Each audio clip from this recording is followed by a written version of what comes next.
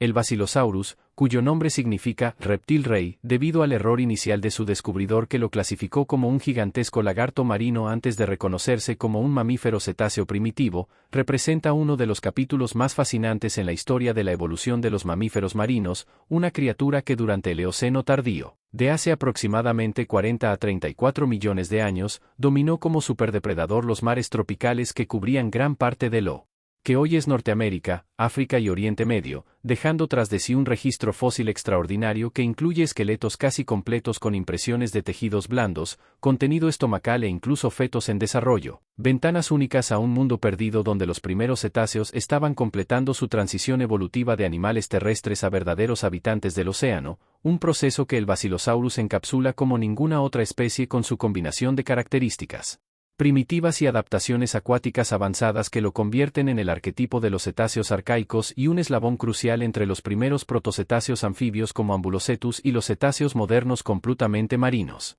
Descubierto inicialmente en Alabama en la década de 1830 y posteriormente encontrado en abundancia en los famosos yacimientos del Valle de las Ballenas, Wadi Alitan, en Egipto, el Basilosaurus alcanzaba longitudes de hasta 18 metros en las especies más grandes como Basilosaurus setoides. Con un cuerpo serpentino inusualmente alargado para un cetáceo, las vértebras dorsales y caudales sumaban más del 60% de su longitud total, que le daba una apariencia más similar a una anguila gigante que a las ballenas modernas, una morfología hidrodinámica que combinada con sus pequeñas extremidades posteriores vestigiales, de apenas 60 centímetros en un animal de 15 metros, y sus miembros anteriores transformados en aletas cortas pero robustas, sugiere un estilo de natación mediante ondulaciones verticales del cuerpo más parecido al de los actuales cetáceos arcaicos como las ballenas francas que al movimiento de arriba a abajo característico de los delfines y ballenas modernos, una adaptación intermedia en la evolución de la locomoción acuática de los cetáceos que permitía al Basilosaurus moverse con eficiencia en las aguas cálidas y someras de los mares epicontinentales del Eoceno, pero que probablemente lo hacía un nadador menos ágil que sus sucesores evolutivos.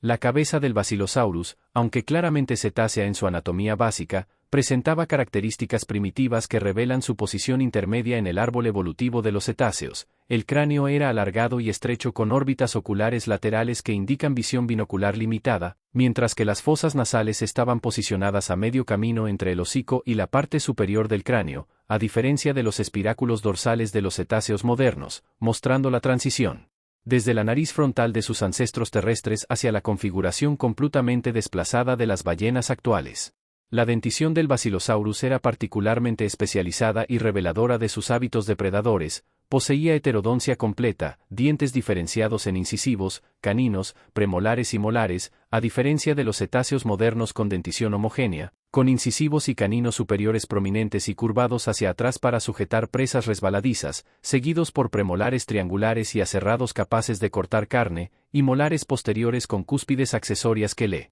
permitían triturar huesos y cartílagos, una combinación única que sugiere una dieta generalista pero predominantemente carnívora que incluía peces grandes, tiburones, otros cetáceos más pequeños como Dorudon, cuyos esqueletos juveniles se han encontrado en asociación con contenidos estomacales de Basilosaurus, e incluso posiblemente pingüinos gigantes del Eoceno como Incayacu, cuyos restos coexisten en los mismos estratos fosilíferos. Las extremidades del Basilosaurus representan uno de los ejemplos más claros de anatomía transicional en el registro fósil de los mamíferos. Las patas delanteras estaban completamente transformadas en aletas con los huesos del brazo, húmero, radio y cúbito, acortados y aplanados, los dedos alargados y embebidos en tejido conectivo para formar una estructura rígida en forma de paleta similar a las de las ballenas modernas, mientras que las extremidades posteriores, aunque reducidas a pequeños apéndices de menos del 1% de la masa corporal total y completamente inútiles para la locomoción en tierra o asistencia en la natación, conservaban aún todos los elementos óseos de una pata mamífera típica incluyendo fémur, tibia, peroné e incluso huesos del pie con 3 dedos diminutos, una prueba irrefutable de su herencia terrestre y un rasgo que desaparecería por completo en los cetáceos posteriores.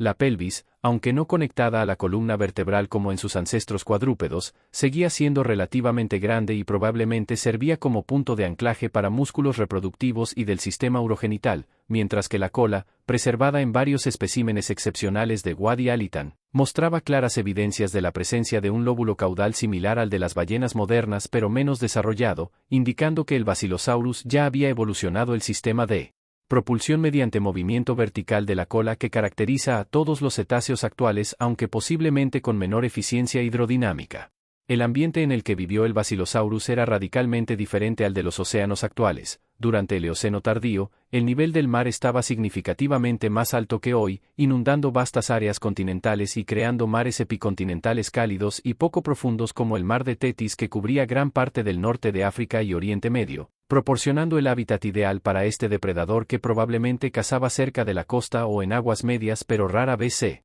aventuraba en mar abierto, como lo sugieren la distribución de sus fósiles y la ausencia de adaptaciones para buceo profundo en su esqueleto. Los análisis de isótopos estables de oxígeno en los dientes fósiles del Basilosaurus indican que habitaba aguas con temperaturas superficiales entre 20 y 30 grados centígrados, consistentes con el clima tropical que prevalecía en la mayor parte del globo durante el Eoceno, mientras que los estudios de microdesgaste dental revelan patrones de alimentación mixta que incluyen tanto presas de cuerpo blando como organismos con partes duras, corroborando su papel como depredador oportunista en la cima de la cadena trófica de su ecosistema. El descubrimiento de especímenes de Basilosaurus con fetos en desarrollo inútero en Wadi Alitan ha proporcionado información invaluable sobre su biología reproductiva. Al igual que los cetáceos modernos, el Basilosaurus daba a luz crías vivas y probablemente con cola primero para minimizar el riesgo de ahogamiento durante el parto, aunque el tamaño relativamente pequeño de los fetos en comparación con las ballenas actuales sugiere que las crías nacían menos desarrolladas y requerían un